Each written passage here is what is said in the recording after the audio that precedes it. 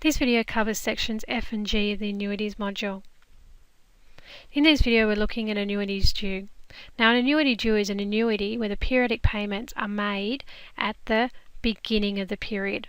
So that's as opposed to an ordinary annuity which is at the end.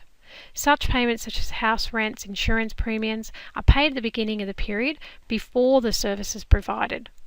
Okay, so we're paying before we get what we want. If the payment is made at the beginning of the period, each payment will be subject to an extra month's interest when compared to ordinary annuities.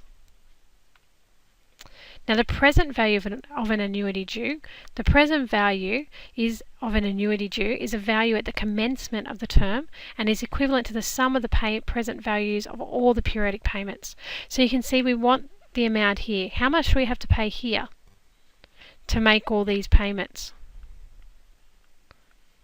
Okay.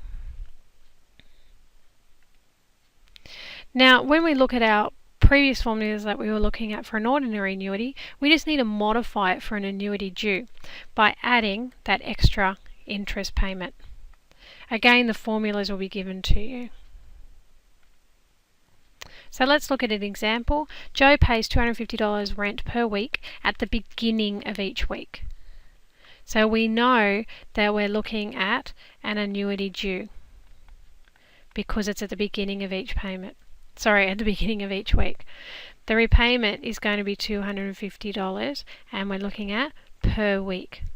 So he's considering paying a whole year's rent in advance, given that the interest rate is 5.2% per annum. So our interest rate is 5.2%, but we're paying weekly, so we have to divide that by 52. So that's 0.052 divided by 52. And if you plug that into your calculator, or you might even be able to do it in your head, you realize it's 0.01. Sorry, 0.001. So we can leave it like that. We don't have to leave it as a fraction, which is nice. Our N, well, he's doing it for a year, weekly, so it's just 52. So let's write out our formula. Our annuity due is equal to R1 plus I, 1 minus 1 plus I to the power of negative n all over I. Okay, plug in what we've got, 250, 1 plus 0.001, 1 minus 1 plus 0.001 to the power of negative 52 all over 0.001. Again, if you're going to put this all in your calculator, remember that you need brackets around that bit there. Okay, so you're going to have 250 times bracket 1 plus 0.001 bracket times bracket 1 minus bracket 1 plus 0.001 bracket to the power of negative 52. Okay, and now you might want to put an equal sign at the end, so you get that whole top bit done, and then you divide it by the 0.001.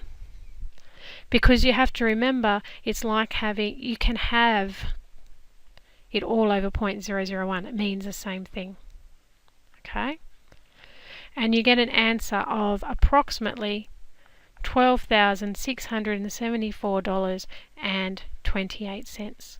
So finish with a therefore statement. Therefore, Joe would need to pay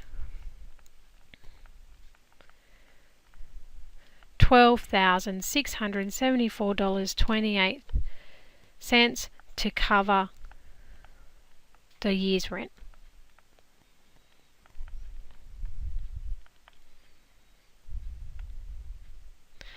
Practice time. Annuity section G1. There's just a couple of questions there for you to give a go.